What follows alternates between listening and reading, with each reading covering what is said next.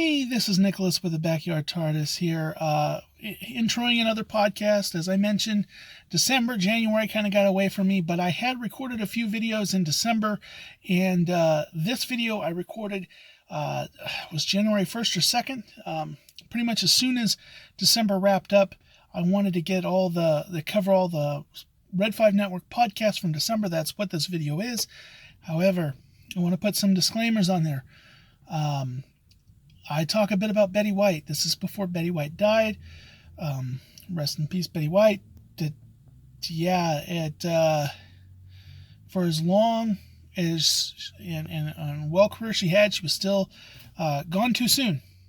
She will be missed.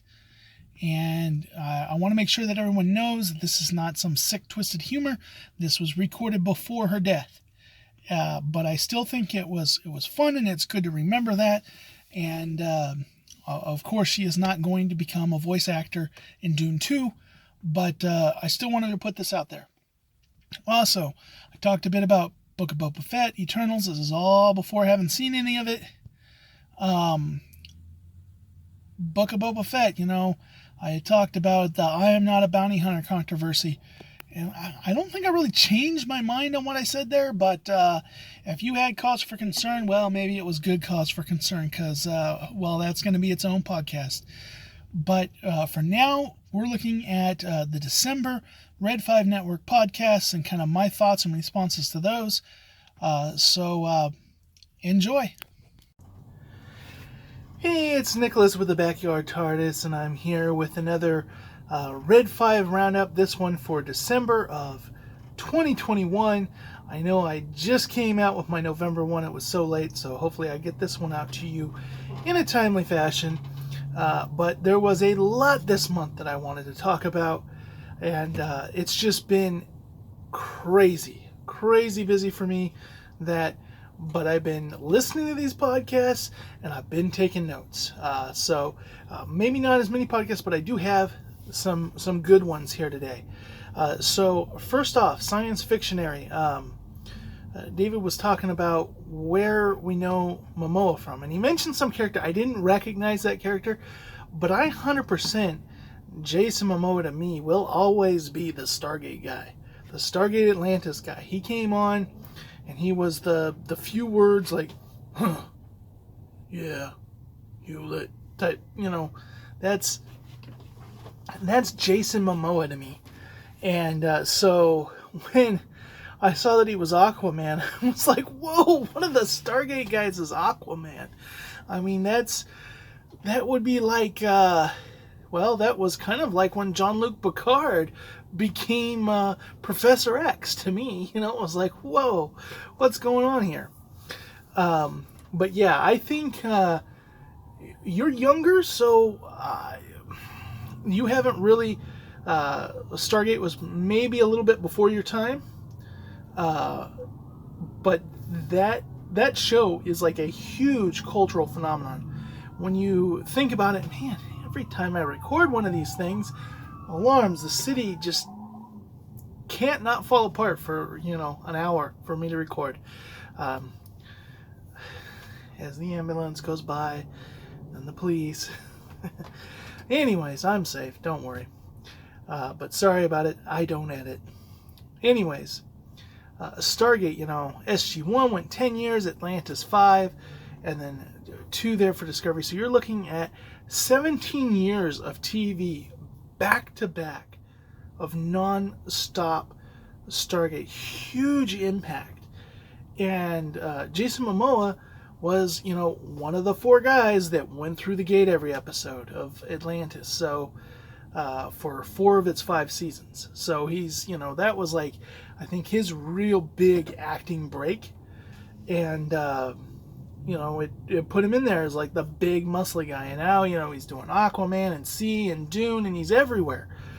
But Stargate's where it started, and one of the things I love is he's got this Apple TV show called Sea that he's like co-produced. He's like the head actor, but he's also he's involved in it, and he's gotten a lot of his Stargate alumni on it. He's even got some of the makeup crew and different ones from Atlantis coming back on this show. He's brought them on board. So it shows that he doesn't forget where he came from. He doesn't forget what was his break. So I really like that. Okay. You made probably the best, you're talking about who's going to play Aaliyah, Matrey's younger sister, that in the Dune sequel. Like, how are they going to do that? How are we going to have like this talking baby? Like, that's going to be really awkward. No matter what way you do it, it's kind of awkward. So how true are they going to stay to the book? How old are they going to make, and obviously, they're not going to get an infant to do it. They're not going to get a toddler to do it, to speak these big grandiose lines. They're going to get a kid and make them pretend that they're younger than they are, or do some type of time skip that allows you to make, I don't know how they're going to do it, or they might alter a little bit from the book, though it's been very true. But you guys made the joke that with de-aging technology, they're probably going to cast Betty White in the role, and I am 100% on this. I am thinking they need to make it just a CGI, but I want Betty White to become, her voice to be coming out of this baby. That is hilarious. That is brilliant. Betty White is a treasure. Let's make that happen. Like, let's get on Twitter. Let's make that a thing. She's about to hit 100 years old. How cool would it be at 100 years old and she's playing a toddler, right? Boom. Okay. You guys did your Ghostbusters Afterlife predictions, and in that I just had to laugh. I have still not seen the movie myself. Not kind of my thing. I don't know, but I've been fully spoiled on it, and it was like everything. Like, if they do this, that'll be too much. If they bring all out the old, and they're going on, and then we have some type of like Force Ghost type Egon, like that's no, that's over fan service. And guess what? They did it. So I'm really curious to hear what your guys' thoughts are on that. And I got a feeling you're going to eat your words, because everybody seems to be going gaga over how they did it. And to me, that's a big thing. Fan service is not a problem. It's how it's done and done right. I know, like in The Mandalorian, sometimes there's moments when it's like really cool to see like some type of droid or something that's from another movie, and it's like, that's a cool callback. But when fans start getting specific and going, oh, no, that's actually the droid from this movie. See, it's got the same mark, or it's this, that. I was like, now that's kind of pushing it too far. All we need is the callback. It needs to look Star Wars, give us the memory. But, R5 does not need to be hanging out in this place that the Mandalorian goes. That's just kind of weird that all these years later, he shows up in another noteworthy event. Well, there's some exceptions to that, like R2-D2 and C-3PO being like a thread through all the movies is cool. Like, because it's secretly, it's like it's their story. And Star Wars, definitely, they could do one of those things where they could do kind of like an abridged version. There's been a few movies who have done that, where they have like an actor or something retell a shortened, especially sometimes the first thing that comes to mind is like the Deadpool movie. It was rated R, and then they made a special where Deadpool like retold the story in a PG-14 format. I almost feel like we could be getting a Star Wars as told by C-3PO, and have him kind of like narrate events and like break the movies down to like 20 minutes or do like an hour and a half for a trilogy, and like just have him, 20-minute episodes of him like breaking down each movie, and then maybe, 1 or 2 episodes covering the cartoons, and just like the whole span of that, of just like him retelling the story of Star Wars. I think that would be cool. But yeah, it's one of those things where if it doesn't make sense, like it's cool to see a Trandoshan, it doesn't have to be Bosk. It could be Bosk, but it doesn't have to be Bosk. So I think the same thing. There's you can have tons of fan service if it's done right, if it's treated with respect and it's done right, and it doesn't get to the point where it's goofy that it's there. So I think you're going to be eating your words, but let me know on that. Okay, now you had on there, as you were talking about Hawkeye, Alan Pressplay, and he joined you guys, and then he said that he looks up to Hawkeye. And I have to agree. Hawkeye is my favorite Avenger of the live-action Avengers. I'm a huge Spider-Man fan. I really like Iron Man. But, Hawkeye's not a super wealthy guy. He's just a guy that has been trained. He's got no super serum. They never show it in the MCU, but in the comics, it is alluded to that Black Widow has a lesser form of the super serum that Captain America. She has one of the many failed attempt Russian experiments on recreating that, and so that's why she's above peak human, but not Hawkeye. Hawkeye is human, and yet, like, comic book Hawkeye can shoot like 300 arrows a minute. Like it's ludicrous the things that he can do. There's no way, but they call him peak human. Hawkeye in the MCU, like, he gets a lot of people dog on Hawkeye the MCU. He is my favorite character because he's the guy, like, you see him fall and it hurts. And it's been that way from the beginning. But he's getting out there and he's skilled enough, and he's on the battlefield. Yeah, sure, he's not, like, if it was just him, the bad guys would wipe the floor. There's no denying that there's a huge power difference there. But the fact that he's able to operate and get out there, because guess what? A couple police officers go out there, like, they're gone. They're wiped out. Like, Hawkeye is actually going through that, surviving, and he's going through pain. He's going through struggles. Everybody's talking about how much they hate Gary and Mary Sue's all of a sudden. Hawkeye's not that. He's the exact opposite of that. And that's why he's a cool character. And it's also why, with all these people complaining about how they hate Mary Sue's and Gary Sue's, and why are they in the same breath dissing on Hawkeye? He's awesome. He has tons of struggle, and he puts in 110%. But here's the question you guys brought up about why people have a problem with the murders Ronin did of bad guys compared to Iron Man killing terrorists. And there's a big thing there, is because you're talking about the difference between war and policing. We send soldiers over to terrorist nations to kill them. That's well, I say we. I pacifist. Not my thing. But I'm saying in general, like, in the mindset of the global population, nobody looks at soldiers and says they're absolute monsters what they're doing. Maybe the people that they're invading and stuff, but in general, like, that is viewed as acceptable. They're not taking prison, like, they're taking these people out. That's their mission, that's their job. So when you have something like that, Iron Man goes in to the enemy territory and takes these terrorists out, that's seen as heroic.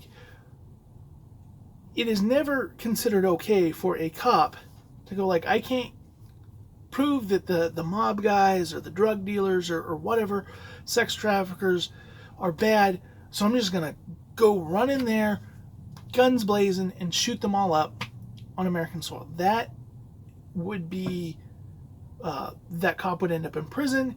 He would not be respected as a hero. He would be put out. So why this different standard? And it's because of what the rules are domestically versus on the global declared war state. And so I think that's why even though, yes, these are bad people who are people that by law should be given a trial. There are people that, and he's going up close and just brutally, ruthlessly murdering him, very much like the Punisher. And you compare that to Iron Man, who went in and did strategic military-like moves. You know, he's shooting off the bullets and stuff like that, taking these guys out. But he's not getting up and personal and you know, cutting them up and stuff. Like, that's wrong. And it affects both. And we see Iron Man deal with PTSD. Not so much from that, more from the thing, but, you know, all of these things accumulate into his PTSD and having trouble to return to normal life from his harrowing work. And so I think Hawkeye, when he was sent on a mission, he was told, he was given orders, he was doing this. When he was doing it as Rowan, he was enjoying it. And that is a hard thing to live with afterwards. So that's where I see the difference. Now, kind of switching to my next podcast, but it's kind of the same podcast, Coruscant Radio Underground. Their sister podcast. You talked about, one's Disney not getting the right message from not watching Mando Season 3. That you're upset that Gina Carano got fired, and so you're not going to watch Mando's Season 3. Here's the thing. That's going to put in Lucasfilm's fine that Dave Filoni, Jon Favreau aren't doing something right. And they're giving us the best Star Wars we're getting. Gina Carano being fired was out of their control, out of their hands. I really don't think that they would have made that decision. And by not supporting what they do, you're lessening their power of becoming in charge. You know, all these people that want the current higher-ups at Lucasfilm to be gone and give it to them. Well, stopping to support the show of the people you think should be in charge, it's not gonna allow that to happen. One of the things that I do look at is I look at all the Dave Filoni, Jon Favreau connected shows. I'm planning on watching. Day one, I'm going to do it. Other shows, I'm going to have a little more wait and see. I'm going to see what the buzz is around them, and then I may check them out. But you know what? If I don't like it after a couple episodes, I'm going to drop it. Because we're in an era where we have enough Star Wars that I can be picky and choosy. I don't have to consume everything anymore. Because there's Star Wars all over. It's just like the MCU. Like, you know, we all culminated in Endgame. Now, when they're stuff coming up, I have no interest in the Eternals. I'm not going to see the Eternals. Maybe I'll watch it at some point on Disney Plus. Maybe, probably not. I don't know. But I'm definitely not buying a theater ticket for it. And I know a lot of these streaming services, they look at like the initial surge of numbers. That's like one of the big figures that they care about. That's, you know, I'm going to be more picky and choosy. But if you don't, studios very rarely get boycotts and stuff like that. They get the wrong feedback from things all the time. And I think we need to be more vocal about what we want, but better put. We can't just be on Twitter or whatever bragging about some actor because they're diverse. We need to have objective criticisms. And the moment we start being so general, we just don't, like, it gives Disney an excuse to just not count us off. But yeah, I think that we need to support Mandalorian because I want more of this kind of stuff. So I'm going to be there for Mandalorian Season 3. Book of Boba Fett coming up. Everyone's up in arms because he says, "I'm not a bounty hunter." What do I think that means? You guys were talking about that. And I'm going to be honest with you. I don't think that is like retconning any of his backstory. I'm thinking he went through the whole thing of being in the Sarlacc pit. He's come out and he's realized that all these people he was serving, they weren't treating him fairly, and so now he wants to be the guy in charge because he wants to be there for the bounty hunters. He wants to be there for the smugglers. He wants to rule in the kind of way where they're going to he takes care of his own. So he wants to be the guy. He's tired of being the pawn that's so easily tossed aside and sacrificed. And I also think there's some context here. Whoever he's talking to is using bounty hunter as like a downgrade, like you're just lowly help. And so he's reiterating he's not a bounty hunter. He's above a bounty hunter now. So it's not like going on and like, oh yeah, that's like, I don't know. We'll see. But that's my thoughts. Now, the whole discussion about Eternals having a sex scene. This has really got ones up. And you talked about this both on the Science Fictionary and Coruscant Radio Underground, because you were talking about it in connection to Star Wars. And I have to agree. Like, it doesn't need to have a sex scene. What's more disturbing is them saying that it's normalizing a sex scene in the MCU. Now, they've had romantic scenes in the MCU, so I really wonder what level they're pushing this PG-13 rating. But you made a good point that, like, they're selling McDonald's toys. If I'm selling this, if I'm giving a toy, I remember, I think it was Batman Returns, like they had that whole scandal about them being McDonald's toys and it being such a dark movie, and like everybody was upset about that. And they had to rebrand it as not that. How can you be trying to make the movie mature in that way and make it acceptable, but trying to get these heroes to be kid-friendly? And this is something that I really disliked Shazam. That movie, to me, was way too all over the place. It had a lot of goofy kid humor that in a lot of ways could have been a fun kids movie. Not really my thing, but like, you know, it was like CW level goofiness at certain points. I mean, it better production, but like it was some goofy humor, like really comedy, almost parody of a superhero movie. And then on the other end, it was like some really dark, gruesome, like you take a young kid to that and they're going to be scarred for life. That's going to be like, you talk about kids who went and saw like Aliens as like under 5 or something. Like, you take a little kid to that movie, there's some scenes that are gonna like give kids nightmares. Now I know some kids are they're cool with all that, but I'm talking about in generals. Most kids cannot handle that kind of stuff. So it's like, it's a really weird demographic, because a lot of parents, see, I'm on the mindset as a parent, if something says it's PG-13 and I'm going to show my younger than 13 daughter that movie, I have to see it first. I have to see, why is it PG-13? Because they're not all created equal. But, you know, my daughters, and even PG movies, you should be checking as a parent. But I go in a lot of times, I have no problem going to see a Pixar or a DreamWorks or something like that, animated movie.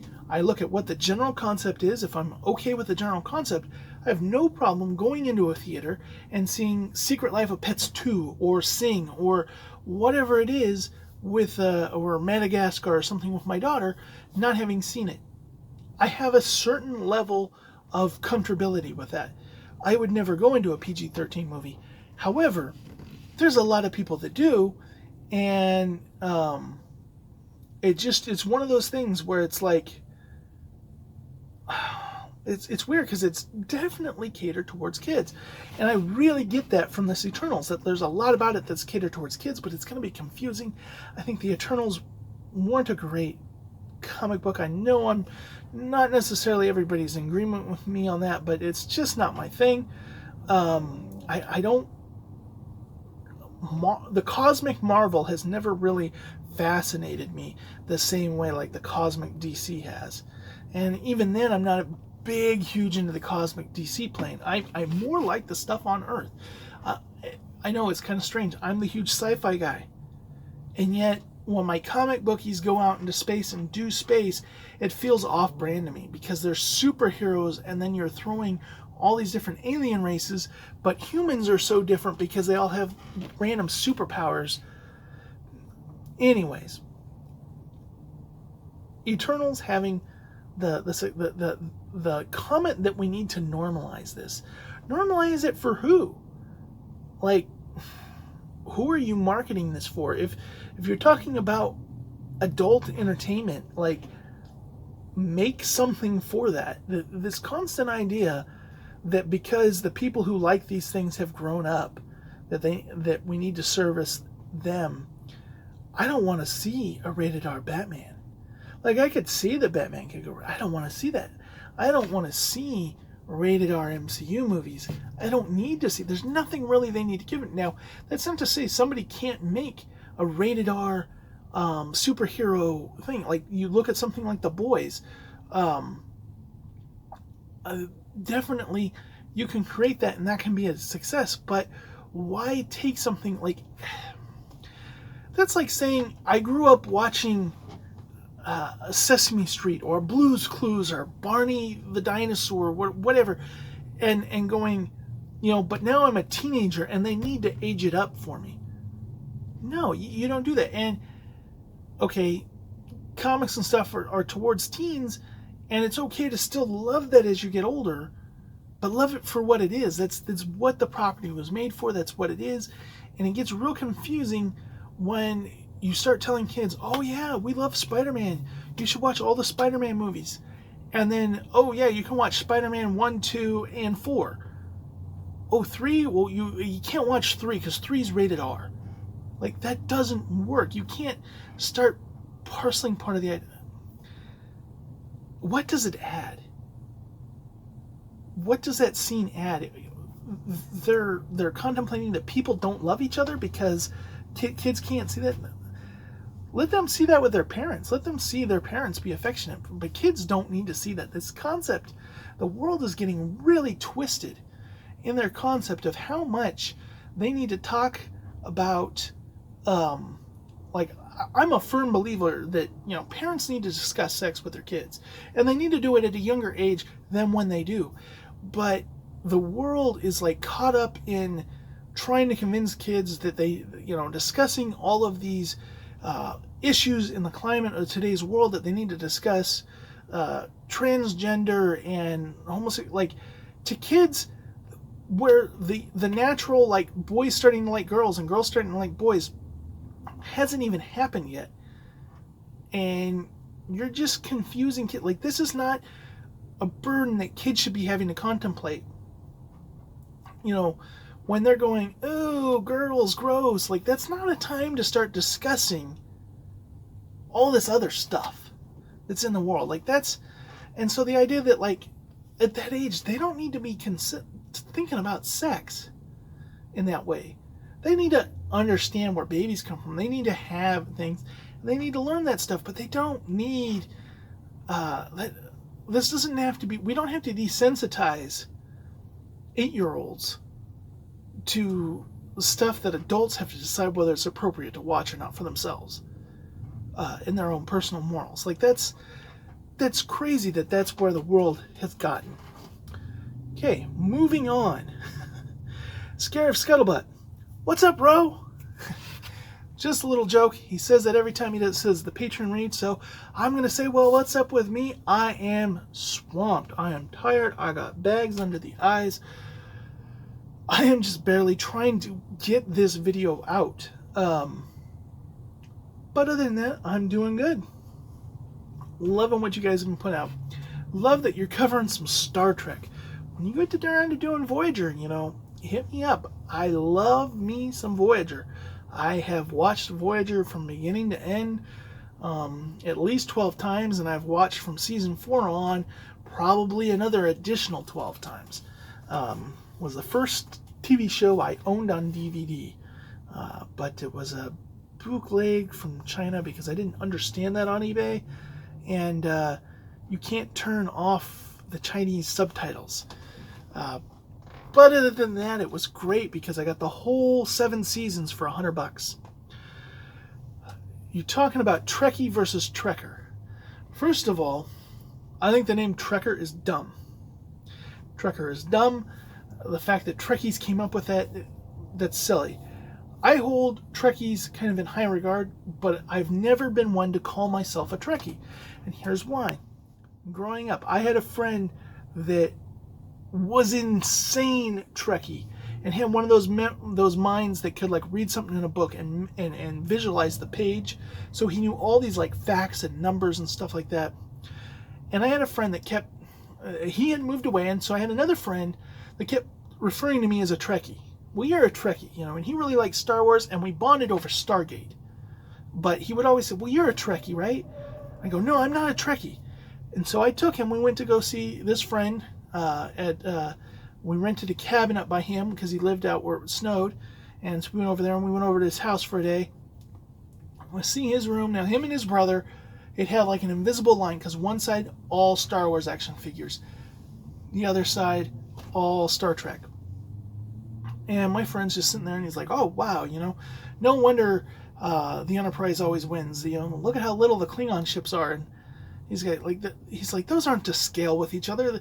And he starts listing off how big this one is and that one is. And my friends, you're making that up. Looks it up in a book, and he's right. So my friend starts, you know, pointing stuff out, and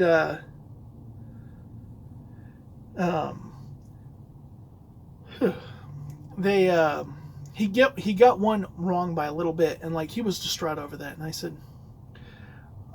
said, speak some Klingon. And he's like, he said some words, and my friend was like, what? You speak Klingon? Like, why wouldn't you learn French or Spanish or something? And he's like, I'm half Mexican and I don't even know Spanish. You know Klingon? And he's like, well, I know Klingon, Romulan, a little Vulcan, and enough Ferengi to get me through a spaceport. My friend just looked at him and said, there aren't spaceports. What are you doing with your life? Well, he was actually going through med school to be like an emergency responder for an ambulance driver. And so I looked at my friend and I said, you understand now? That's a Trekkie. I'm not a Trekkie. It's like, I haven't earned those stripes. I've softened up on that. I have no problem being identified as a Trekkie. I just don't feel like I've reached the honor of being a Trekkie because I'm just not that knowledgeable, not that extreme. But I remember my friend, the same friend, he comes, he's like, you know how like there's Warsies and there's Trekkies and stuff? And I'm like, yeah. He says, I know what we are. I go, what are you talking about? Oh, Stargate fans, I know what we are. I found out on an online forum. And I'm like, what? We're gators. And I looked right at him and I said, don't ever say that again. And it sounded so corny. And it's the same, like, no Star Wars fan calls themselves a Warsie. But, like, in the Trekkie fandom, I know that a lot of Trekkies refer, Star Wars fans, those Warsies, they do that. Like, they came up with a name for that. But, like, Star Wars fans, we're just Star Wars fans. We don't identify by name. And I kind of always felt that way about Stargate fans. I didn't realize that, yes, online, a lot of the Stargate fans call themselves a gator. I, of course, was thinking of Crocodile Dundee, of what's the guy? Man, now I feel bad. I can't remember his name, but the guy that jumps in with the crocodile hunter. Like, I was thinking that when they were saying gators, but you know, people labeling. Never mind that. Now, you had with Amanda, wonderful talking about the original series and just Star Trek overall. But I have to agree with her. Janeway is also my favorite captain. Here's why. I really like Kirk. I really like Picard. But Janeway is half Kirk and half Picard. Janeway plays by the rules. She believes in the principles of the Federation, upholding the standards of the Federation. And she demands at times respect. However, you put in there, she has a love and a desire, a want to live back in the time period of Kirk, to be that explorer, Romulans hiding around everything. Like, she talks about it that way. She romanticizes it. And there are moments when she totally is Kirk. And then she brings a third thing to the table. As a female captain, I think they nailed her perfectly in showing female empathy, like none of the other actresses do. And so in that respect, I think she was really great, an amazing addition to the role. And I really like her performance. And I think that out of all the captains, like, if I wanted a captain, I would want Janeway to be my captain. And I stand by that. I look at Kirk and I'm like, man, I'd hate to be a red shirt on that ship. And I look at Picard, and Picard is very much line of duty, this, that. But Janeway, it's a family, and I really appreciated that. Moving on now, Salty Nerd. In my opinion, Pierce Brosnan was the last good Bond. His plots were not always good, but he always gave it his all and had a wonderful, charming thing. And it really is about the charm. One of the best parts about Bond is their relationship with Q. Now, Pierce Brosnan was the last one to get to be with the actor who portrayed Q all the way from Sean Connery down to him. That's an amazing accomplishment. R.I.P. The original Q, that added something that's a disadvantage any future Bond is just going to have, because they've lost that. His cars were on point, loved it. His gadgets, the fixing the tie thing, yes, that was a Pierce Brosnan thing, but there were a lot of Sean Connery, I think, and Roger Moore, them tightening or putting their tie on in front of Moneypenny or something like that. That was a very Bond thing. He would have him putting the tie back on, taking the tie off, when he was with the lady. It just a constant focus. They always showed him being proper and straightening a tie. So, but Pierce Brosnan put it in the middle of battle. Next up, you talked about Red Notice. And he kind of was it's kind of mediocre, and it's it's just, you watch it because The Rock and these other ones are in it. That seems like an 80s, 90s movie to me, which is something we're lacking in the industry right now.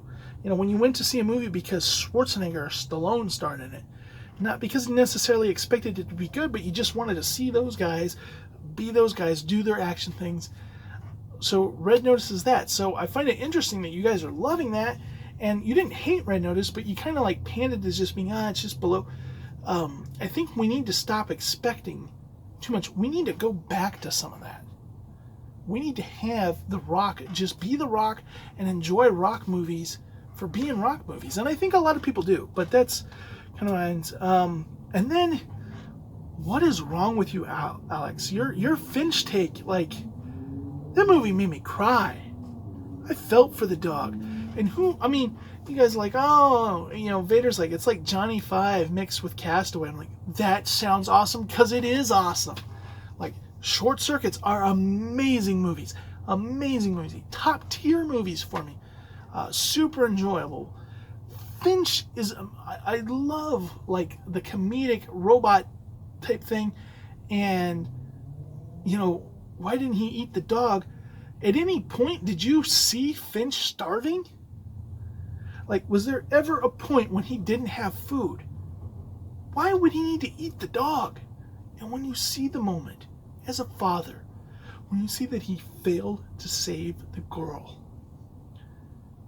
and then he gets the dog, and he realizes that's what the girl was protecting. That's what the girl wanted.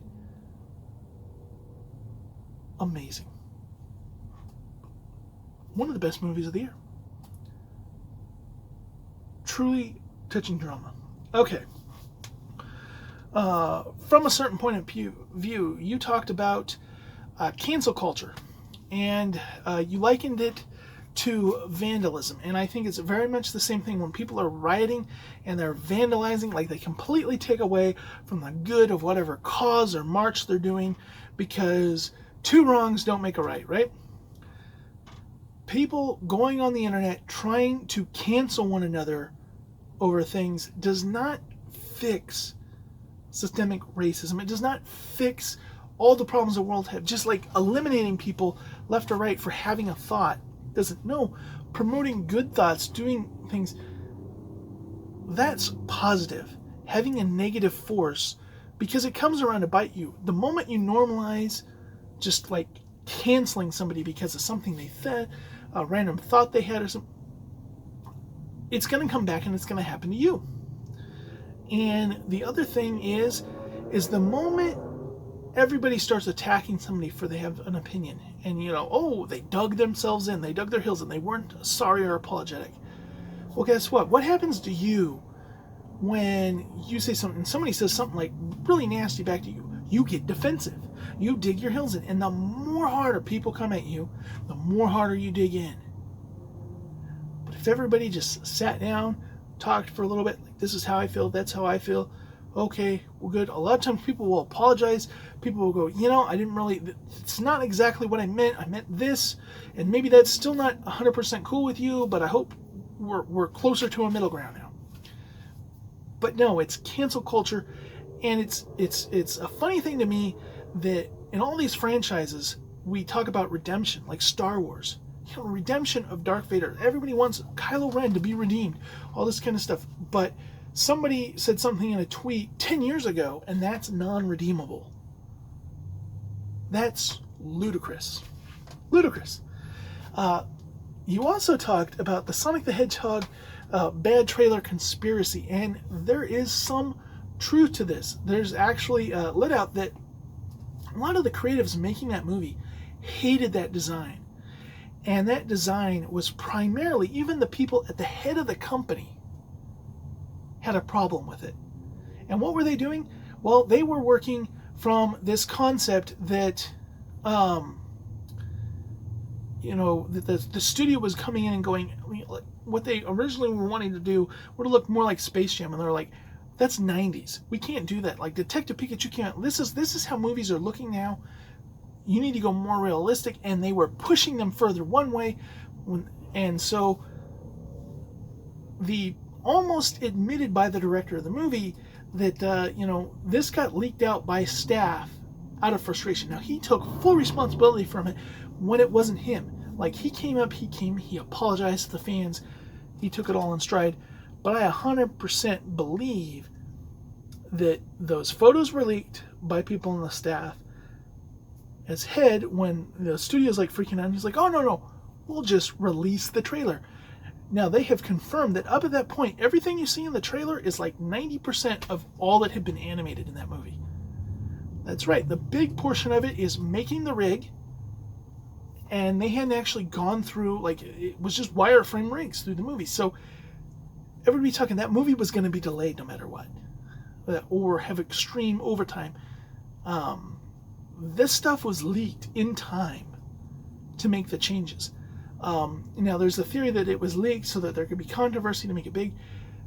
That isn't so true. It was leaked basically to give the people making the movie the power to make the changes they knew they needed to make.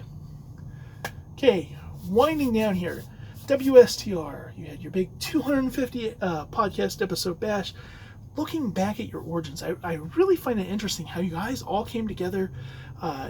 You were all there at worship talking afterwards about Star Wars when you're not supposed to be talking about Star Wars. And you said, let's start a podcast. And I really love that, respect that, and enjoy your podcast. So here is to another 250 podcasts. I'm sure we'll hit that milestone in no time at all. converSWations. You talked about what if Yoda went after Anakin and Obi-Wan went after Palpatine. Well, yeah, Palpatine's that. Anakin's probably dead. However, I suggest another what if. What if Obi-Wan and Yoda went after Palpatine? Or some other Jedi? What if they said, you know what, all this other stuff's going on, it's all important. But look, Like, we can go find Anakin later. He's a lost child. Once we deal with the Emperor, once we solve that problem, then we can go deal with Anakin. But we need to go and confront that. Even as much, like, if Mace Windu, you know, he went in there with, what, 3 other Jedi or 2 other Jedi? I can't remember. You know, because all the other Jedi are deployed. What if they, like, secretly, like, hey, all the whole Jedi Council, we're calling you back to Coruscant. Like, doesn't matter if we lose a whole bunch of the fights and the battles and the wars. You all come back here. We cut the head off. We take care of it. Their arrogance, they're sending like a couple of B-tier Jedis with Mace Windu, and it doesn't go so well, does it? So that's kind of, you know, really just some better, less overconfident responses from the Jedi. I think if they put the right priority in, if Yoda wasn't so arrogant as to believe that he could just handle Palpatine and were to go in, they could have totally taken Palpatine down. But then, because, you know, we wouldn't have our original trilogy, and what fun would that be? You can't do that when you're doing a prequel. Lastly, the escape pod. You know, as someone who grew up religiously not worshiping Christmas with the name Nick, I have been called Saint Nick so many times in my life. It was that I've been called Nick at night. And this is, so when you were trying to reiterate on the Saint Nick teasing, you know, I'm over it. As a kid, it was something that really, but you guys started calling me St. Petersburg because instead of going off of Nick, like, you started going off of the Saint. So now and forevermore, when anybody ever makes that joke at me, that irritates me so much and says, oh, hey, St. Nick, I get that every year at Christmas. I'm going to go, actually, it's St. Petersburg, and they will have no clue what I'm talking about, but instead of being in a bad mood, I'll be laughing. So I don't want to really thank you guys for that. With that, I'll see you all in the next video. Really keep doing what you're doing, Red5 Network. Thoroughly entertaining me. So many other great podcasts that I didn't have time to talk about here today. But with that, I'll catch you in the next video.